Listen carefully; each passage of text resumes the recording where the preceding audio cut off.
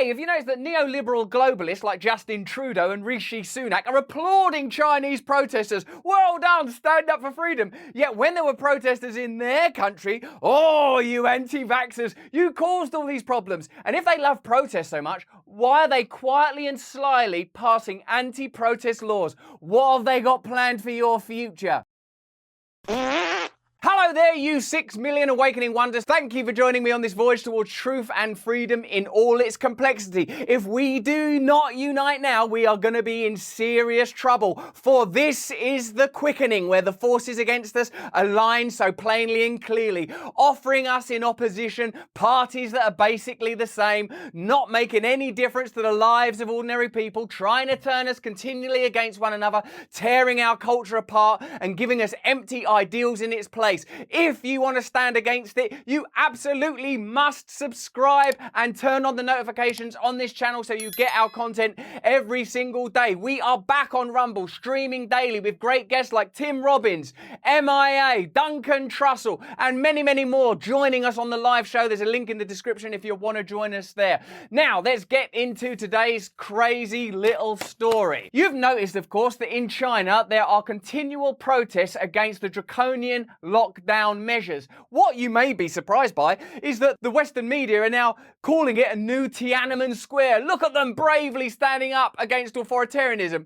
Hold on a minute. Don't you remember, like literally a couple of months ago, that when we protested in Canada or Britain or the United States, we were condemned as lunatics, as anti-vaxxers, as fools and maniacs? What exactly is going on here? Now, at best, I suppose they could advance the argument that the science has changed. Would they say that? Oh, we know more now about COVID. Then protesting was very dangerous and very foolish, although some protests were okay.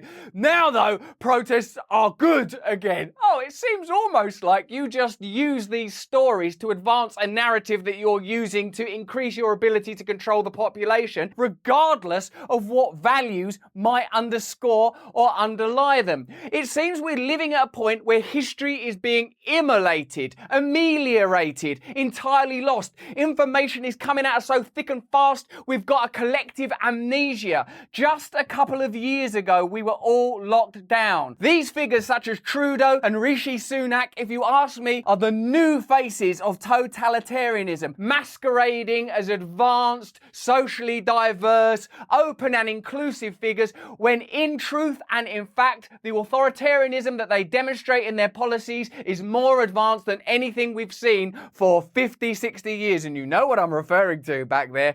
Let's have a look at this story in more detail. Canadian Prime Minister Justin Trudeau said on Tuesday that everyone in China should be allowed to protest and express themselves. What about in Ottawa, though? No, not in Ottawa. Truck horns? That's noisy. No one needs to hear a truck horn near bedtime. That's when I'm applying my makeup for my latest parties. Canadians are watching very closely.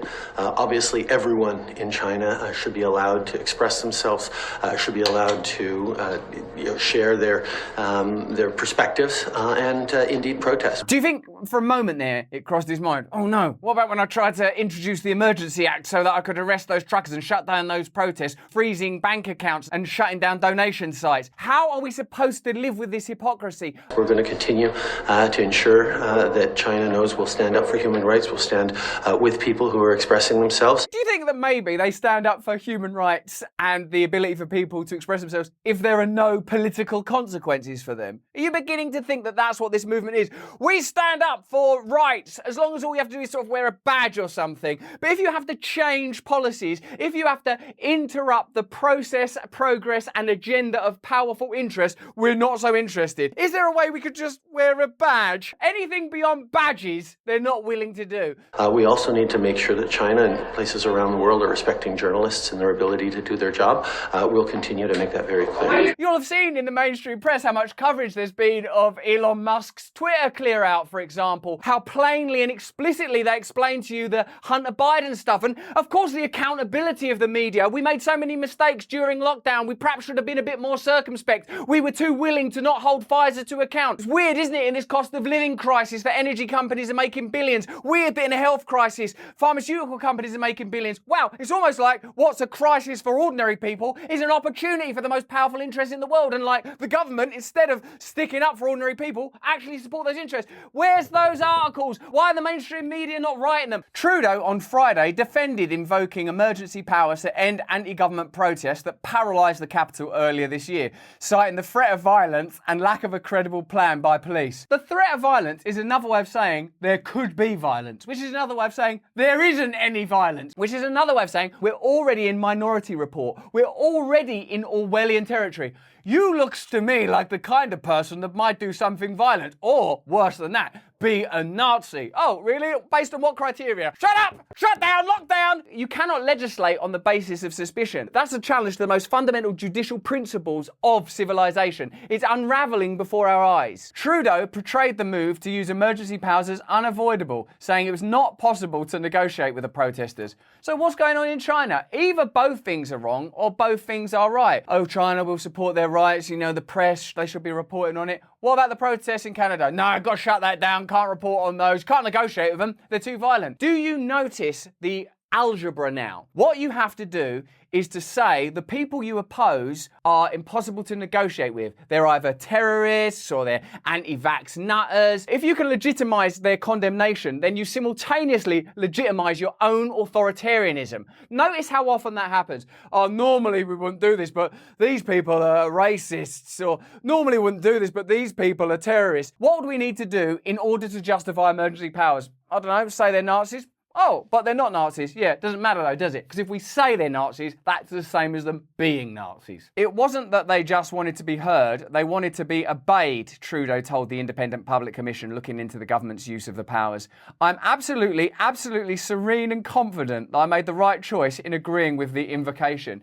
In attempting to sound like sort of a new age wise politician, he's actually sounding like a psychopath, because many people felt serene and confident while they committed some of the worst atrocities in living memory. A state of personal serenity doesn't mean you're doing the right thing. Sometimes it's uncomfortable to deal with people you disagree with, to get in a conversation and say, look, I don't actually agree with anything you're saying, but given that this is a democracy and that idea transcends any individual and our hunches and our serenity and feelings we might have in our bones and our waters, I'm going to have to deal with you. I'm going to have to listen to you.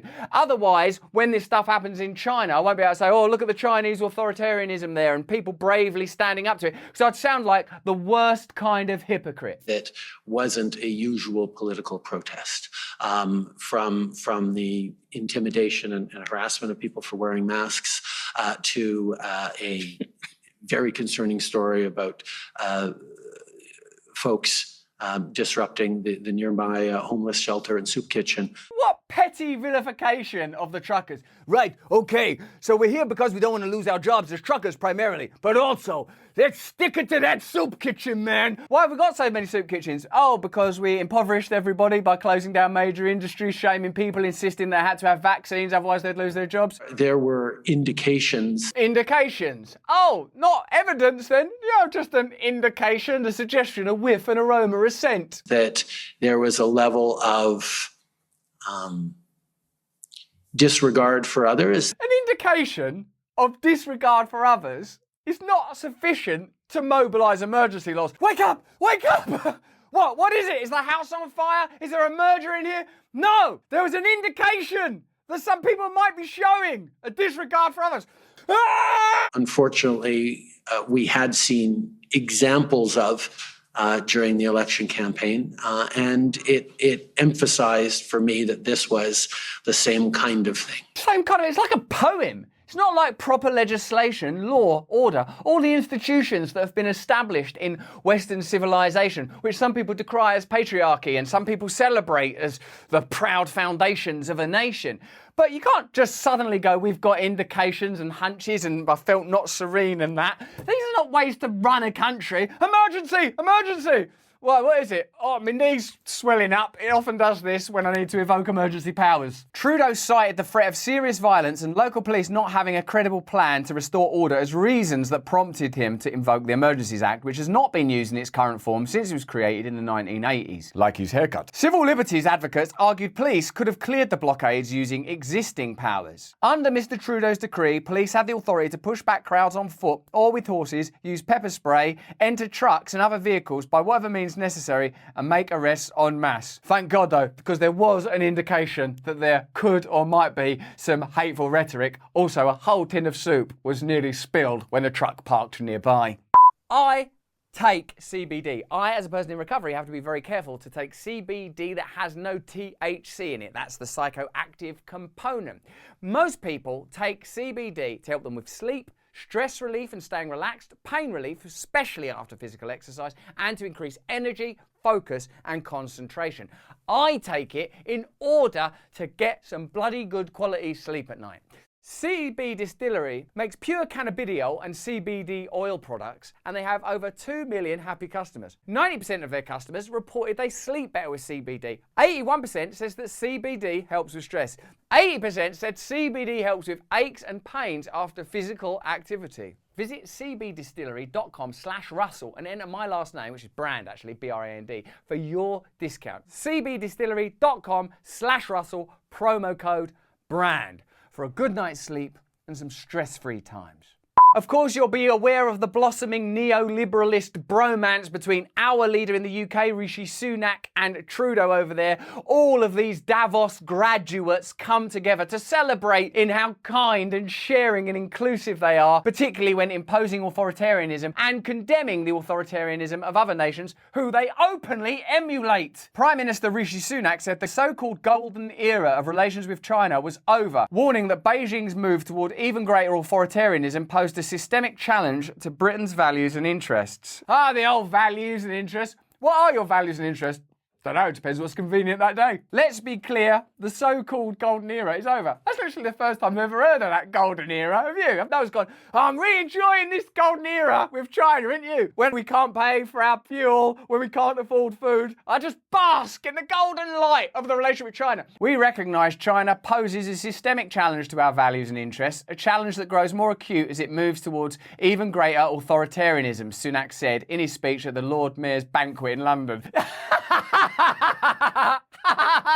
Is that a banquet? Here at the Lord Mayor's banquet, we absolutely deplore inequality and elites lording it over an oppressed class, the way we did a couple of years ago, plainly, openly, where everyone could see it. Here at this lovely banquet, we believe that everyone should have rights and access to food. Get the fuck out there. Warmth. That we shouldn't have energy companies earning billions at a time of crisis. Can you turn the temperature? It's a bit hot in here. I can't enjoy my next turkey leg.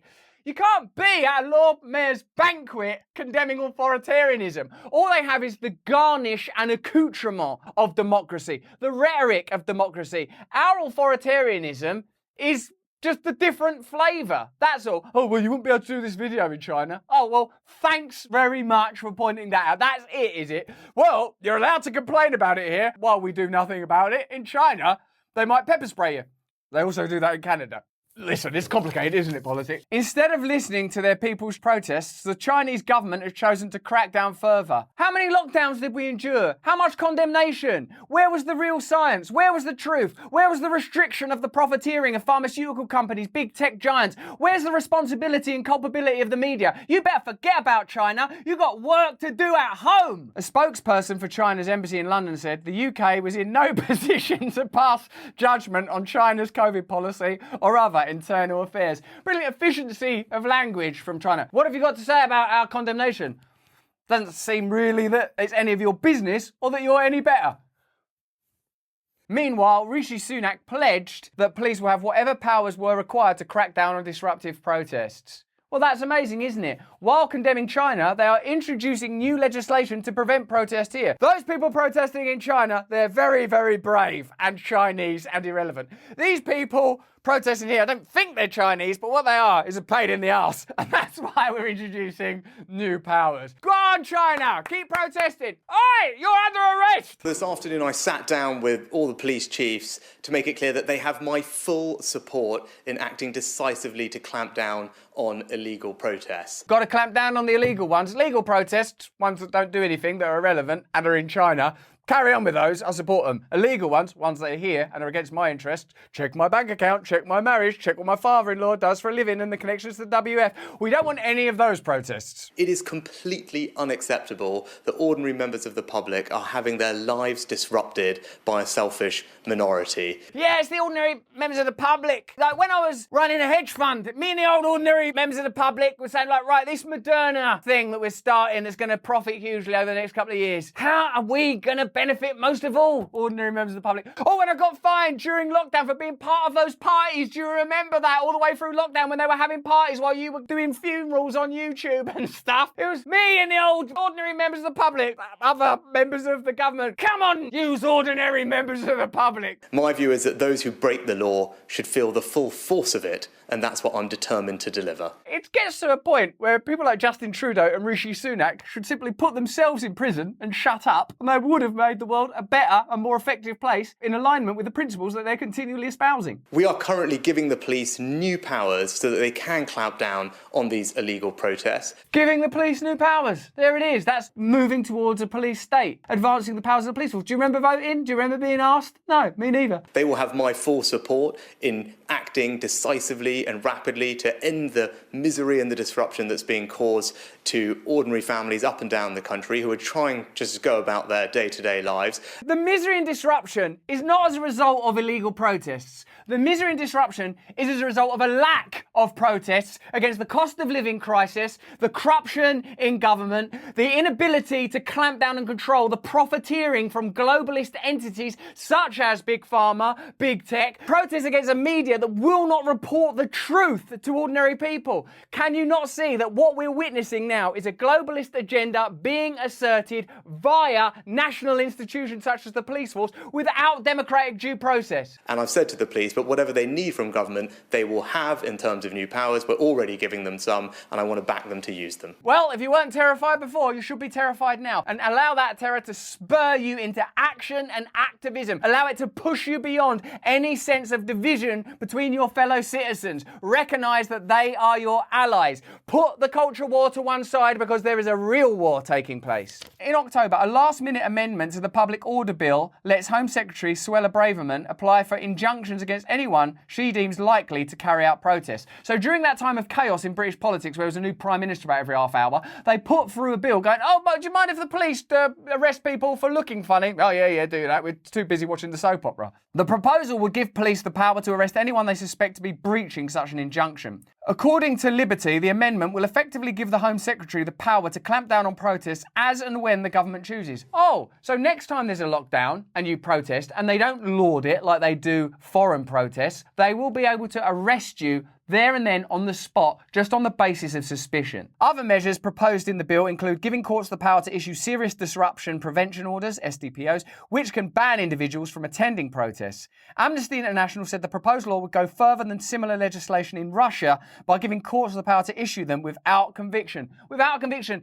In this country, that we used to do stuff like that to suspected Irish terrorists. It led to the false imprisonment of numerous people, and it was one of the things we look back as a kind of dark ages policy, internment without conviction or without trial. It's being reintroduced with politicians like, well, obviously we just want to help everyone. We just want to be all kind and cozy. This is new authoritarianism. Worse than Russia, which we all know is the worst country that there's ever been. The range of conditions that can be imposed on individuals under the orders include 24/7 GPS monitoring and restricted internet usage. Already we're moving into the era of social credit scoring and totalitarian control. Police would be given powers to stop and search people or vehicles even if they have no reasonable grounds to do so if a senior officer believes if protest offences are likely to take place in an area. So there you have it. When there were protests in this country, they were condemned. Protests in China are applauded. Protest laws are being introduced in countries across the West in order to prevent us ever protesting again, even though they applaud it in China, yet we're supposed to forget we took on a Chinese model of authoritarianism to introduce and implement the lockdowns that we've only just gotten through. Do not succumb to this amnesia. Keep your memory alive. Remember what's going on. Stay awake, stay present, and more important than anything, stay free.